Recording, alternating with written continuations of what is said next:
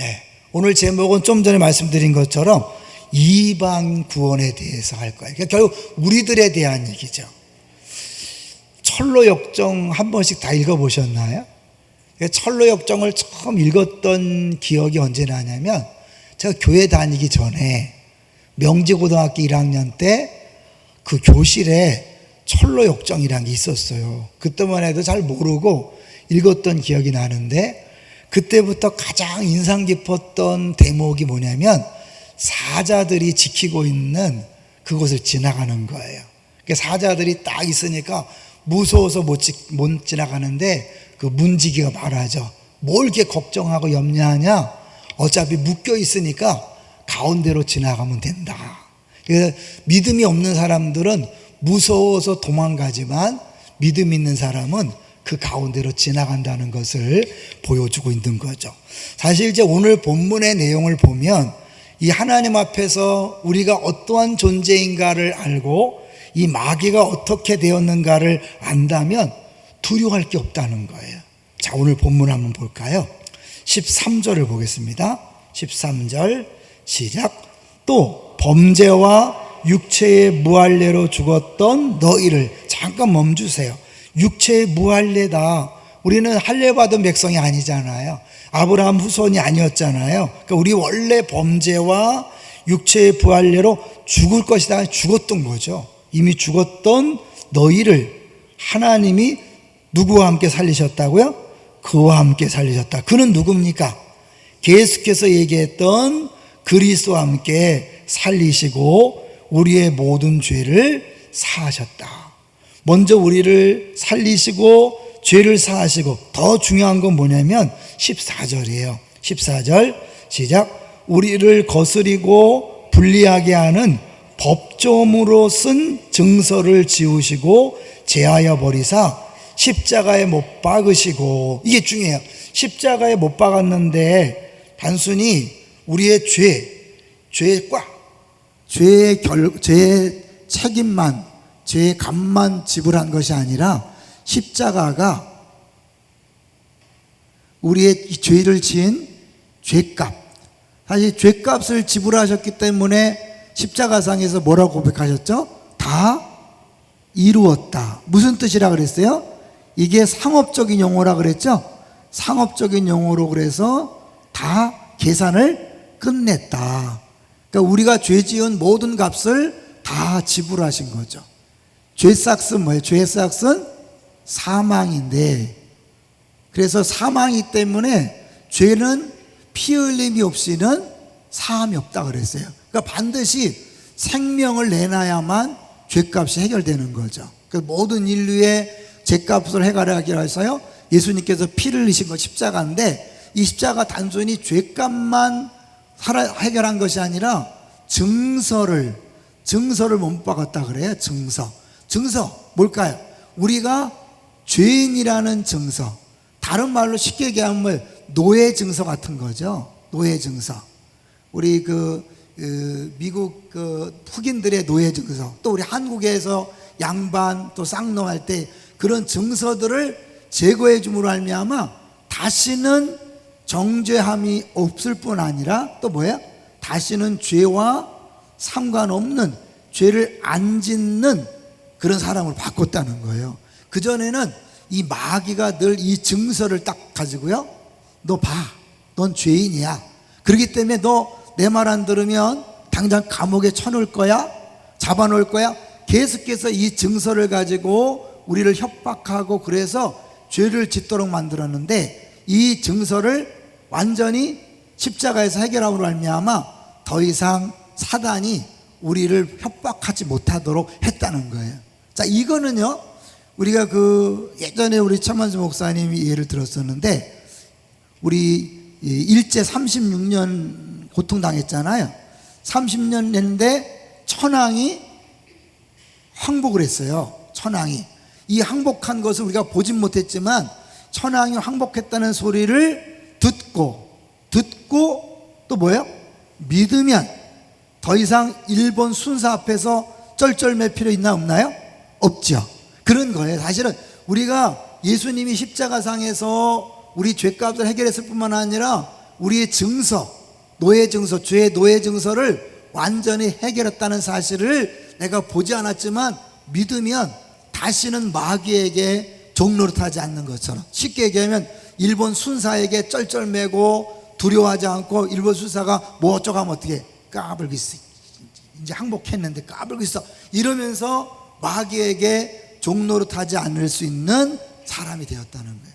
아직 우리가요, 죄를 짓는 이유를 보면 육신이 연약하다고 하지만 결국 죄를 짓는 거 보면 마귀의 장난에 속아 넘어가는 거거든요. 마귀가 뭘 가지고 우리를 죄를 짓게 하냐면, 너 내 말 안 들으면 뭐예요? 죽어, 이거죠.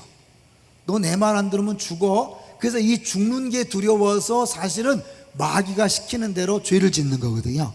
근데 이 마귀를 하나님께서 박살냈기 때문에 더 이상 마귀가 죽어 그랬을 때, 야 죽여봐, 네가 이제 넌 끝났어. 그래서 우리가 당연하게 마귀를 대적하면 죄를 안 질 수 있는 거죠. 아주 더 쉽게 얘기해 보겠어요?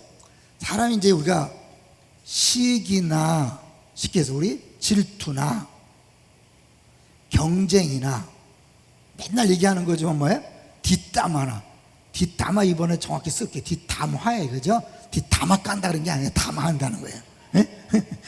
결국 이걸 하는 게 뭐예요? 내가 상대보다 약하거나 낮아지고 꿀리면 뭐예요? 결국 마지막에 죽을 수 있다, 그런 두려움 때문에 사실 어떻게 해요? 끊임없이 시기, 질투, 경쟁, 뒷담화를 하는 거거든요. 근데 우리는 어떻게 해요? 이제 더 이상 죽음이 나와 상관없어 라는 사실을 안다면 더 이상 이렇게 할 필요가 없는 거예요. 이 뿌리를 보면요, 사람들은 그 원시 사회에 그게 있는데, 밀림에 가면 이제 정글 같은 데 가면 알 수 있는 거예요. 특별히 원주민들이요, 추장이 최고 높잖아요. 그러니까 추장이 높기 때문에 추장 한마디에 죽고 사는 게 결정되거든요. 그러니까 자기의 생명을 안전하게 지키려면 가능한 높이 올라가야 돼. 추장의 자리에 올라가야 돼. 이제 그런 거죠. 결국 우리들이 다른 사람보다 은배 기주고 상대적으로 낮고 가난하고 약해질 때 그 근본적인 뿌리 같은 줄이 뭐냐면, 이러다가 저 사람 날 죽이면 어떡하나, 저 사람이 날 죽으라고 다른 사람을 시키고 명령하면 어떡하나, 그런 것이 깔려 있는 거예요. 죽음에 대한 두려움. 그래서 이 죽음에 대한 두려움이 있는 한은 죄에서 벗어날 수 없는 거죠. 왜? 마귀는 끊임없이 너 죽어 하면서 계속해서 내 말 안 들으면 죽어, 그래갖고 우리 삥 뜯어 오라 그러고 막 그 빵 뭐해 그거, 빵 셔틀 시키고 그런 것처럼 끊임없이 마귀가 우리를 종노릇하게 한다니까요. 근데 이제 그거를 주님이 해결했다는 거예요. 다시 오늘 본문을 보세요. 자, 이게 설명을 듣고 오늘 본문 보면 쉬워요. 다시 볼게요. 자, 증서를 해결했다는 건 14절이고, 그 다음에 15절이 우리를 죄짓게 만드는 그 마귀의 권세를 하나님께서 박살냈다는 거예요. 자, 15절을 볼까요? 시작. 통치자들과 권세들을 무력화하여 드러내어 구경거부로 삼으시고 십자가로 그들을 이기셨느니라. 그러니까 쉽게 십자가로 이기심으로 말미암아 그 쉽게 해서 적장들 있잖아요, 적의 장수들을 줄줄이 손을 묶어서 거리 행진을 시키는 거예요. 묶어서, 아주 쇠사슬에 묶어서 뭐예요? 거리 행진 시키면 뭐예요? 이들은 패배했다, 끝났다, 힘쓸 수 없다 라는 것들을 뭐예요? 드러냈다는 거잖아요. 그러니까 모든 사람이 다 알 수 있을 정도로 그렇게 했는데, 이미 사단은 박살났는데 끝났는데 왜 우리가 자꾸 죄를 질까요? 이 사실, 예수님이 십자가에서 이루는 사실을 믿지 않거나 듣지 못했거나 관심을 갖지 않고 이것의 의미를 모르고 자꾸 눈에 보이는 현상 속에서 마음을 빼앗기면 절대 이걸 못 벗어나는 거예요. 그래서 사람이 그래요. 아우, 질투 안 하고 싶은데요, 질투 안 할 수가 없어요, 뒷담 안 하고 싶은데 입이 근질근질 돼서 안 돼요, 막 이러잖아요. 그러니까 결국 이거를 막 티 안 해야지, 질투 안 해야지 하는 게 아니라 결국 이렇게 끌고 가고 있는 그 모든 것들, 증서나 적의 장수, 이거는 쉽게 뭐예요? 마귀죠. 마귀, 사탄이 우리 종들에 이 장수를 예수님께서 십자가에서 박살을 낸 거예요. 어떻게 박살을 냈죠? 어떻게? 예수님이 죽으심으로. 예수님이 그냥 너 죽어버려 이렇게 한 게 아니라요, 예수님이 친히 십자가에 죽으심으로 말미암아 이 마귀 사탄의 사망 권세를 박살낸 거예요. 이거는 창세기 3장 15절에 미리 예언된 거 아시죠? 뭐라고 돼 있었어요? 여자의 후손이 뱀의 후손이 여자의 후손의 발뒤꿈치를 상하게 할 것이요, 여자의 후손은 뭐 한다 그랬죠? 머리를 깨트리라. 결국 이 발뒤꿈치를 상하게 하는 것은 예수는 십자가에 죽게 하신 것인데, 결국 죽고 끝나는 게 아니라 뭐예요? 부활하셨잖아요. 그래서 이 부활은 사망아 너희 쏘는 것이 어딨느냐, 네가 아무리 이제 해도 끝난다는 거. 왜? 이 사망을 가지고 너 죽어 했는데 예수님께서 벌떡 살아나심을 알미암아 이 죽으라는 게 통하지 않게 된 거죠. 이거를 박영선 목사님이라는 분이 아주 비유를 쉽게 했어요. 잘 들어보세요.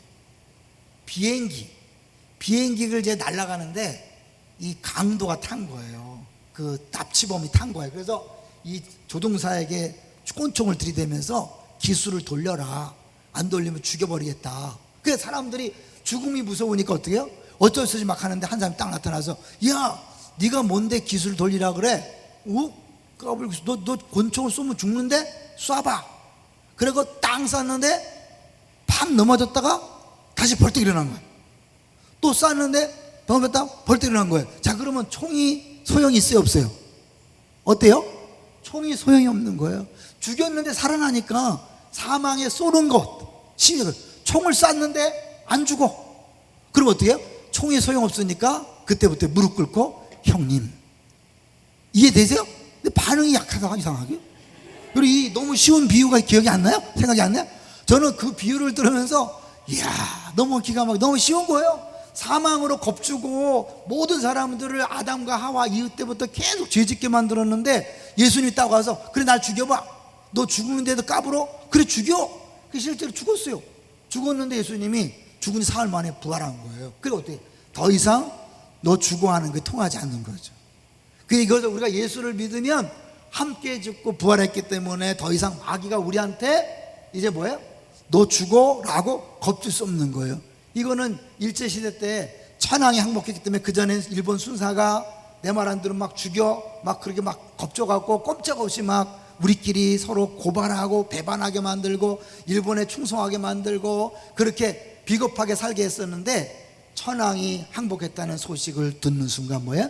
순사가 뭐라고 할 때, 니네 끝났어, 이렇게 하는 거죠. 지금도 마귀가 끊임없이, 야 너 경쟁에서 밀리면 죽어, 너 만약에 지금 있잖아, 너도 큰 소리 치지 않으면 너 밀려, 너 그러다 망해. 계속해서 마귀가 그렇게 속삭이는 거야. 그럴 때 됐거든, 이런 우리가 쉽게 표현하자면 그런 거예요. 마귀가 그럴 때마다 까불고 있어, 끝났어. 근데 우리가 이 사실을 자꾸 기억하지 못하고 잊어버리는 거 어때요? 또 신기하고 또 질투하고 뒷담화하고 막 끊임없이 뒤에서 내가 한마디 들으면 어떻게 해요? 가만두면 안 되는 거야. 나를 뭘로 보고 나를 목욕을 시켜? 이것이 가만두지 않겠다. 그래갖고 밤새도록 고민하는 거죠. 밤새도록 묵상해갖고 이제 어떻게 보복할까? 이제 끊임없이 그 싸움을 하게 만드는 것이 누구예요? 마귀가 하는 짓이었어요. 근데 그것을 예수님께서 친히 십자가의 죽으심으로 말미암아 해결했는데, 어떻게 해결된 거예요? 예수님이 죽고 말할 뿐만 아니라 우리도 어떻게 해요? 우리도 함께라는 거예요. 자 보세요. 13절 다시 보세요. 13절 시작. 또 범죄와 육체의 무할례로 죽었던 너희를 하나님이 그와 함께 살리시고 우리의 모든 죄를 사하시고. 함께 살리신 거예요. 자, 이제 함께 살리신 것은 이제 어떤 의미가 있는지를 다시 9절로 가볼게요. 2장 9절. 이제 지난주에 봤던 유대인의 구원에 대한 이야기인데, 유대인의 구원 이전에 기본적으로 예수를 믿는다는 게 뭔지를 보여주는 거죠. 2장 9절로 가볼게요. 시작. 그 안에는 신성이 모든 충만이 육체로 거하시고, 10절. 너희도 그 안에서 충만하여졌으니 그는 모든 통치자와 권세의 머리시라. 여기요? 통치자와 권세의 머리이신 예수님을 우리가 믿는다는 것은 15절 보세요. 어떻게 나오죠? 통치자들과 권세들을 무력화하여 드러내어 구경거리를 삼으시고 십자가로 그들을 이기셨느니라. 예수님이 십자가에서 그들을 같이 본인이 죽으심으로 알며 죽고 부활하심으로 그들을 꼼짝 못하게 완전히 패배시켰어요. 근데 그 승리하신 예수님, 그 예수님을 믿는다는 것은 그 예수님이 우리 안에 오신 것이고, 우리가 어떻게 해요? 이제 똑같이 뭐예요? 마귀를 이길 수 있는 존재가 된 줄로 믿습니다.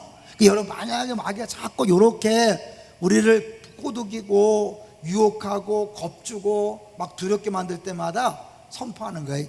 까불지 마, 마귀야 물러가라, 이렇게 하고 안 돼, 정 무서우면 막 욕을 하는 거지. 이 마귀 새끼야 도망가라, 막 이렇게. 근데 자신 있게 해도 괜찮아요. 큰 소리 한다고 하면 마귀야 물러가라 안 해도 괜찮아요. 예수 이름 앞에서 꼼짝 못하는 거니까. 믿습니까? 그러니까 여러분이 끊임없이 내 안에서 두려움이 막 생겨요. 왜? 이 마귀는 여전히 뭐야? 여전히 우리를 자꾸 귀에 만들면 속이려고 그러는 거예요. 아까 처음에 얘기했던 것처럼, 처음에 철로 역정이 나오는 것처럼요. 그게 이제 그 책을 보면 쉽게 얘기해서 이 사자 두 마리가 있어요. 그냥 사자 두 마리라고 사자 같지 않지만 생각하세요. 그리고 여기 묶여 있어요. 이렇게 이게 묶여 있기 때문에 으르렁으르렁 되지만 더 이상 못 오는 거예요. 이렇게 여기로 가면 되는 거예요. 여기로. 근데 어떤 사람은 여기로 가면서도 막 겁나갖고 막 무서운 사람 있고 막 당연히 걸어가는 사람이 있는 거예요. 거기 이제 그 철로역정에 보면 그 사람도 두려움 씨니까 가면서도 막 덜덜덜덜 떨며 가더라 이렇게 보는 거 있죠. 어떤 사람 무서워서 못 가는 거예요. 가도 못해요. 근데 우리가 이제 끊임없이 이 사자는 우는 사자같이 마귀를 표현한 거죠. 마귀가 아무리 으르렁거리고 아무리 겁주고 뭐 죽인다고 해도 우리를 어찌할 수 있다 없다? 없다. 그러니까 여러분이 무시하고 가면 되는 거예요. 무시하고 가면 돼요. 끊임없이 야 시기하라, 질투해라, 너도 보복해라, 너 가만히 있으면 안 돼, 싸워서 해야 돼, 너 밀리면 안 돼, 가만히 있으면 가마떼기로 알아, 막 계속해서 그렇게 인간적인 방법으로 싸우게 해서 뭐예요? 우리끼리 피차 물고 뜯어서 같이 망하게 만드는 거죠. 마귀는. 왜? 우리 구원을 취소시킬 수는 없어요. 주님이 하신 거예요. 다만 구원을 받았지만 끊임없이 여전히 종노릇하게 함으로 말미암아 풍성한 삶을 살지 못하게 하고 우리끼리 싸우다가 망하게 만드는 거예요. 이해되시죠? 마귀에게 속지 마시기를 주여 축원합니다. 지금 여러분 마음속에 누군가에 대한 미움이 있다, 분노가 있다. 그 새끼 가만 안 두겠니? 고년 막 가만 뭐 이런 거 있잖아요. 그게 다 뭐예요? 마귀에게 지금 속고 있는 거예요. 그럴 때마다 얘기하세요. 사단아 물러가라. 더 이상 나와 상관없다 라고 여러분이 물리치는 순간 그 감정이 사라질 줄로 믿습니다. 사실은 주일날도 말씀드렸지만 신앙생활은요 느낌으로 하는 게 아닙니다. 감정으로 하는 것도 아니에요. 뭘로 하는 거예요? 엄밀히 말하면 진리를 붙잡는 거거든요. 그러니까 뭐 쉽게 얘기하면 이성적이지만 결국 생각이죠. 생각. 끊임없는 이 부분에 대한 생각을 해야 되는 거예요. 사실 느낌은요 주위가 볼 때 막 나를 괴롭히고 공격할 때 사람이 그것에 대해서 기쁠 수는 없어요. 막 공격하고 그럴 때 싫어요. 안 좋아. 근데 이제 감정은 뭐냐면 당해본 사람, 누구한테 굉장히 공격을 당해본 사람은 작은 고통에도 뭐예요? 크게 느껴지는 거예요. 이러다가 나 옛날처럼 당하면 어떡하지? 크게 느껴지는 거예요. 근데 감정적 경험이 괜찮은 사람은 뭐예요? 에이 그러다 말겠지 하고 작게 느끼는 거예요. 이거는 사실 진짜는 아니에요. 이거는 진짜는 이거거든요. 결국 예수님께서 나를 위해 죽으시고 부활하셨고 그 예수님의 죽음은 나와 함께한 죽음이기 때문에 나도 더 이상 이제 사망과 상관없는 존재가 되었고 마귀는 저렇게 묶여있는 사자처럼 우리가 선포만 하면 우리를 건들 수 없고 아무리 막 겁만 주지 우리를 해할 수 없다라는 사실을 딱 깨닫고 뭐예요? 자유케 되는 거예요. 감사도 마찬가지라고 했잖아요. 모든 신앙생활은 거예요. 느낌과 용서도 마찬가지고 사랑도 마찬가지예요. 사랑이요 내가 사랑할 마음이 생겨야 사랑하지 그건 아니에요. 기독교의 사랑은 그런 감정적인 사랑이 아니에요. 기독교의 사랑은 하나님이 나를 사랑하신 그것을 우리가 따라하는 거거든요. 우리가 원수 되었을 때니까 사랑할 마음이 있으면 원수가 아니잖아요. 우리가 원수 되어서 끊임없이 하나님을 공격하고 하나님을 아프게 하고 힘들게 하지만 그럼에도 불구하고 자기 아들을 보내서 우리를 용서하시고 사랑하시는 것이 사랑이에요. 그러니까 이건 감정의 문제가 아닌 거예요. 용서가 안 돼요. 사랑할 마음이 안 생겨요. 네, 맞아요. 느낀 감정이 아니라 결국 하나님이 나를 위해서 예수 그리스도를 보냈겠다는 사실을 내가 보지 않았지만 믿음으로 받고 내가 자유케 되고 그 사랑 안에서 계속 묵상하다가 그래 1만 달란트 빚진 것을 탕감받았는데 그 정도쯤은 해야지 라고 해서 그걸 하는 것이 그게 복음을 믿는 사람의 모습인 거죠. 그러니까 이게 예수 믿지 않은 사람은 절대로 있을 수 없는 거죠. 왜냐하면 하나님이 나에 대한 사랑을 내가 자꾸 경험하고 느껴지고 깨달아지는 거. 그래서 사실은 이제 진리를 알지니 진리가 널 뭐 하는 거죠? 자유케 한다는 거죠. 감정이 문제가 아니에요. 이거는 확고한 흔들리지 않는 분명한 사실을 붙잡는 거예요. 십자가를 붙잡는 것, 험한 십자가 붙들겠네. 그건 나 감정이 아니야. 오, 십자가 아니. 그런 거는 평생 못 느낄 수 있어요. 내 감정이나 느낌이 아니라 예수님이 죽으심으로 말미암아 모든 증서가 해결되었고 죄값이 사라졌고 마귀 사탄은 완전히 모든 사람 앞에 망신을 당하고 끝장났다. 이 사실을 믿고 붙잡는 거죠. 그 객관적 사실을 붙잡는 거예요. 그러고 나서 한번 선포했을 때 내 안에 느낀 감정은 따라오는 거예요. 이게 먼저가 아니에요. 그러니까 우리가 좀 전에도 우리 집사님도 기도했지만 이 청직이라는 것도 있잖아요. 청직이라는 것도 결국 하나님이 주셨다면 내 느낌과 감정이 따라가지 않아도 뭐예요? 주인이 명령하면 하는 거죠. 믿습니까? 근데 우린 신앙생활을 대부분 여기에 매달리잖아요. 내가 하기 싫어요. 나 교회 가기 싫어요. 나 그거 하기 싫어요. 이런 그 감정이 문제가 아니라니까요. 우린 내게 아니라 하나님 주신 형제이기 때문에 하나님 명령, 주인 명령하면 해야 되는 거예요. 이게 기본이에요. 그러고 나서 안 되는 부분을 회개해야 되는데 우리는 이거에 대한 감각이 없으니까 내가 느낀 감정으로 신앙생활하면서 전혀 죄의식이 없는 거예요. 죄예요. 내가 그 철저한 죄인임을 깨달을 때 다른 사람을 용서할 수 있는 거거든요. 내가 괜찮은 사람을 느끼니까 다른 사람 용서가 안 되는 거예요. 근데 내가 너무 나쁜 사람이에요. 왜? 너무 느낌의 감정에 매달려서 하나님을 믿는 게 아니라 뭐예요? 내가 주인 되고 하나님을 내 도구로 쓴 거잖아요. 내가 필요할 때 기도하면 내가 응답하고 은혜 주고 힘줘서 내가 원하는 때 내가 원하는 방법으로 안 해주면 가만 안 놔두는 거야. 그죠? 하나님. 기분 나쁘면 나 교회 안 나가. 기분 나쁘면 나 봉사 안 해. 결국 내가 주인인 거죠. 내가 청지기가 아니라 주인 됐다는 것을 보여주고 그러면서 어떻게 해요? 전혀 하나님 앞에서 내가 얼마나 큰 죄인인가를 못 느끼니까 조금만 죄를 지은 사람 보면 어떻게 해요? 정죄하고 판단하고 어떻게 저럴 수 있느냐. 근데 나를 보니까 나는 뭐 매 순간 죄를 먹고 마시잖아요. 믿습니까? 오늘도 여러분이 하루 종일 생활하면서 느낀 감정에 매달렸습니까? 정말 이성적으로 하나님에 대한 믿음으로 그렇게 살아오셨습니까?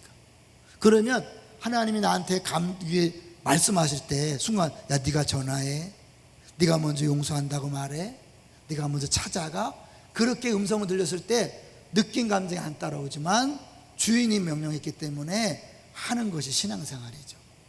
그런데 하나님께서 하루 종일 나한테 감동했지만 몇 번이나 순종하셨어요?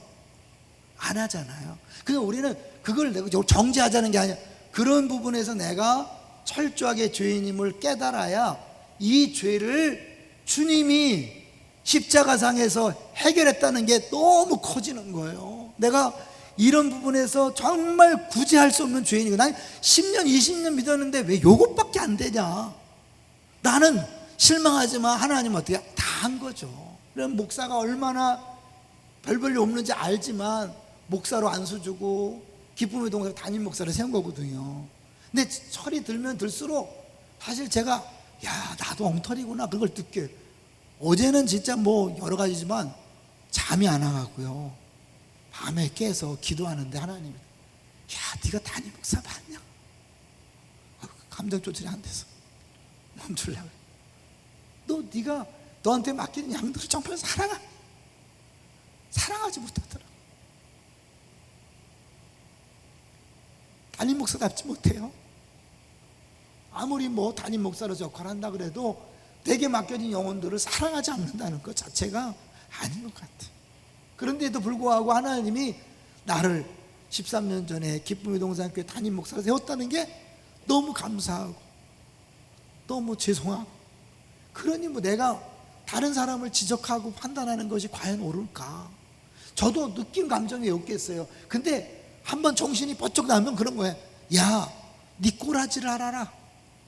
그러면 맞아요. 하나님, 내가 정말 목사답지 못하는데, 말씀을 전하는 목사가 목사답지 못하는데, 말씀을 모르는 성도가 당연히 그렇게 사는 건 당연하지.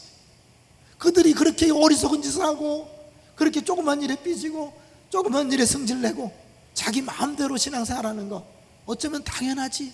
네가 목사인데도 그러잖아. 느끼니까 정말 죄송하기도 하고 감사한 거예요. 그런 와중에 제가 그 화요일날 새벽에 받은 은혜를 한번 같이 나눠보려고 그래요. 여러분, 이사야 5장 한번 가보실래요? 저는요, 새벽기도 준비하다 이 말씀이 그렇게 와닿았어요. 이사야 5장 4절. 여기 이제 우리, 왜냐하면 이게 충만이라는 얘기를 계속 해요. 그리스도의 충만에 대해서잖아요. 결국 그리스도의 충만은 내가 예수 믿는 순간 나의 충만이 됐거든요. 부족함이 없는 거잖아요. 그런데 이사야 5장 4절을 보세요. 5장 4절. 구약성경 972쪽에 같이 한번 읽어볼까요? 시작. 내가 내 포도원을 위하여 행한 것 외에 무엇을 더할 것이 있으랴? 내가 좋은 포도 맺기를 기다렸거늘 들포도를 맺음은 어찌 됨인고? 하나님이 이스라엘을 포도원 삼고 유다 민족을 포도나무로 삼고 그들에게 열매를 구하는데, 그냥 열매를 구하는 게 아니라 뭐예요? 필요한 것들을 다 하셨다는 거예요. 그러면서 야, 너희들 와봐라. 니들이 한번 판단해봐라. 내가 내 포도원을 위해서 행한 것 외에 무엇을 더할 것이니? 무엇을 더할 것이 있냐? 뭐예요? 내가 최선을 다했다는 거예요. 더 줄 게 없다는 거예요. 그걸 저한테 적용해 봤어요. 나에게 필요한 것, 신앙생활에 필요한 것, 담임 목사로서 필요한 것, 하나님이 열매 맺게 하기 위해서 다 줬다는 거죠. 다 줬는데 내가 그것을 못 깨닫고 못 누리는 게 아니라, 저에게 먼저 적용했어요. 그죠? 여러분에게 한번 적용해 보려고 그래요. 하나님이 우리에게 열매를 맺도록 필요한 것을 다 주셨다. 어떻게 주셨을까요? 사실은 예수 그리스도의 충만함 강조하기 때문에, 예수를 믿으면 이 충만이 내 안에 오시니까, 그죠? 내 안에 오시니까 예수님 충만이 다 내게 되는 거죠. 그런데 더 놀라운 것은 골로새는 계속 교회의 충만을 얘기해요. 결국 교회는 그리스도의 몸이고 그리스도의 몸을 통하여 우리에게 다 주시는 거예요.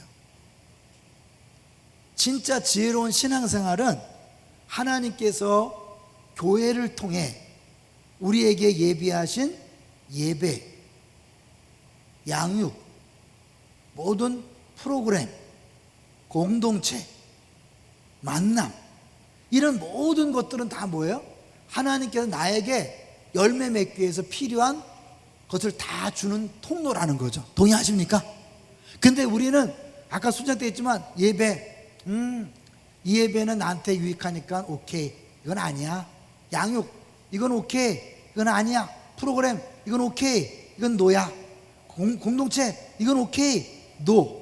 만남, 이건 오케이, 노. 반반씩만 해도 뭐예요? 50%밖에 안 되는 거죠. 그러니까 우리가 이 하나님은 100%를 주셨는데 늘 허덕이는 거예요. 뭔가 부족하고, 뭔가 재미없고, 행복하지 않고, 충만하지 못한 거죠. 내가 스스로 하나님 주신 것들을 누리지 못함으로 못하는 거죠. 근데 여기서 하나님 원하시는 열매가 뭐였어요? 정의와 공의예요. 정의 얘기했죠? 모든 사람을 하나님의 형상으로 알아서, 그래서 형상을 하고 존귀 여기고 사랑하는 거죠. 이렇게 사랑하지 못했을 때 잘못한 것에 대하여 합당한 처벌을 하는 것이 공의거든요. 다른 사람, 하나님 믿는 사람, 다른 형상을 눈물 나게 했고 아프게 했고 고통을 줬다면 하나님이 마땅하게 처벌하는 게 공의니까 굉장히 무서운 거죠. 결국 하나님은 정의와 공의를 우리 안에 열매 맺기를 원하시는 거예요. 근데 이게 이제 신약에 와서는 성령의 열매잖아요, 그죠? 여기까지 가면. 근데 성령의 열매인데, 성령의 열매는 언제 열리는 거예요?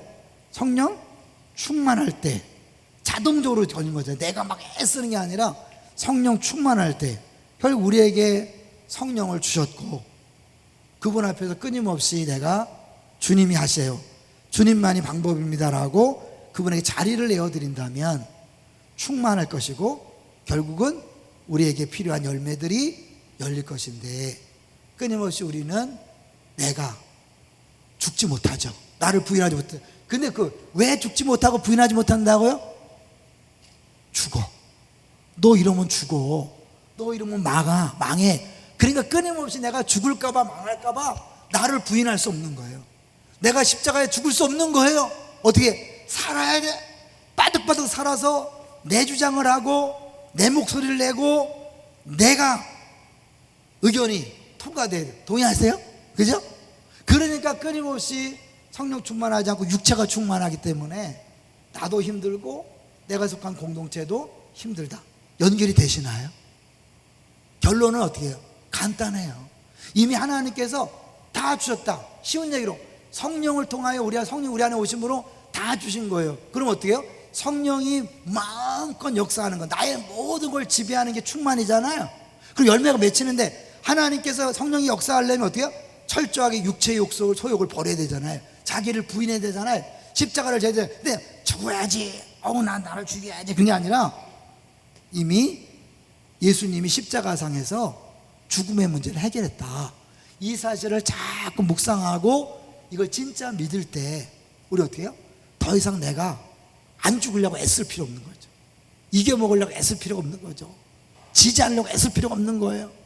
먼저 부부관계에서부터 전해지는 거예요. 자녀한테 져주는 거예요. 부모한테 져주는 거예요. 교회에서 져주는 거예요. 세상은 뭐예요? 그럼 망할 텐데, 죽을 텐데. 네, 걱정 없어. 죽어도 죽는 게 아니야. 난 이미 예수님 앞에 부활했으니까 죽음이 끝이 아니야. 자, 이제 그래서 예화를 같이 나누고 마치려고 그래요. 죽음을 두려워하지 않는 실화래요. 아프리카 우간다 어느 교회에 있었던 실화래요. 당시에 우간다는 독재자 이디 아민이라고 알죠?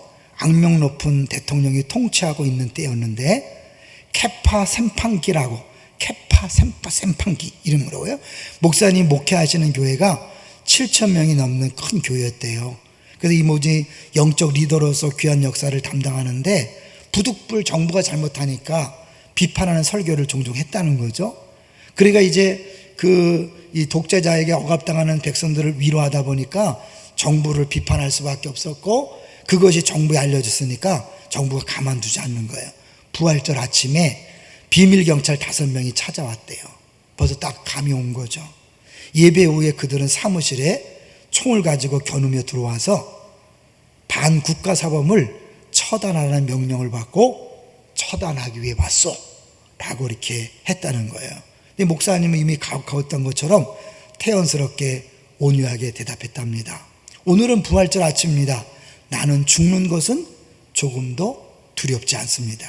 내게 2분간의 시간만 주시면 기도하고 나의 생을, 내 목회를 마무리하려고 합니다. 허락을 받고는요, 무릎을 꿇고 하늘을 향해 또박또박 큰 소리로 기도했답니다. 하나님 아버지, 우간다 통치자 이디 아민을 용서하여 주옵소서. 그 명령을 원치 않으면서도 받아들여야 하는 불쌍한 이 5사람을 용서하여 주옵소서. 그리고 우간다 국민에게 자유를 주시옵소서. 내 사랑하는 조국이 사랑의 땅, 의의 땅이 되도록 도와주시옵소서. 나의 죽음으로 다시는 이러한 비극이 되풀이되지 않게 하여 주시옵소서. 아멘. 기도하는 목사님의 눈에서는 한없이 눈물이 쏟았고 비밀경찰도 울었답니다. 마침내 그 대장되는 사람이 이렇게 말했대요. 저희가 엄청난 실수를 범했습니다. 못 본 것, 못 들은 것으로 하겠습니다 하고 조용히 사무실을 빠져나갔다는 거죠. 꼭 이렇게 다 살아난다는 건 아니지만 우리가 죽음을 두려워하지 않고 모든 상황 속에서 해야 될 일을 할 때 하나님의 역사가 나타나는 줄로 믿습니다. 우리가 가정에서, 교회 공동체에서 내가 죽지 않으려고 같이 싸우고 다투고 경쟁하고 뒷담화하고 시기하고 어떻게 하든지 막 술수를 써서 뒤에 작전을 짜고 막 이러면 다 망하는 거예요. 근데 나를 죽이려면 죽여라. 내가 죽겠다. 난 죽음을 두려워하지 않는다라고 내가 기꺼이 죽는다면 우리 가정이 살고 교회가 살고 공동체가 살게 될 줄로 믿습니다. 더 나아가서 안산이 살고 민족이 사는 거죠. 지금도 하나님은 일하고 계시는데, 일하기 원하시는데 우리가 안 죽으려고 너무 애를 쓰고 너무 피둥피둥 살아서 막 펄펄 뛰니까 하나님이 역사할 틈이 없는 거죠. 내 속에 내가 너무도 많아, 하덕규 시인처럼 내가 너무 많아서 너무 강하니까 주님이 일하실 수 없는 거죠. 내가 기꺼이 죽음을 두려워하지 않는지, 죽음을 정복한 예수 믿는 사람이니까 기꺼이 죽기로 결단하십시오. 가정에서 죽으십시오. 교회에서 죽으십시오. 그러면 하나님이 하나님의 방법으로 일하실 줄로 믿습니다. 그러면 모두가 하나님 크기의 능력을 경험하게 되는 거죠.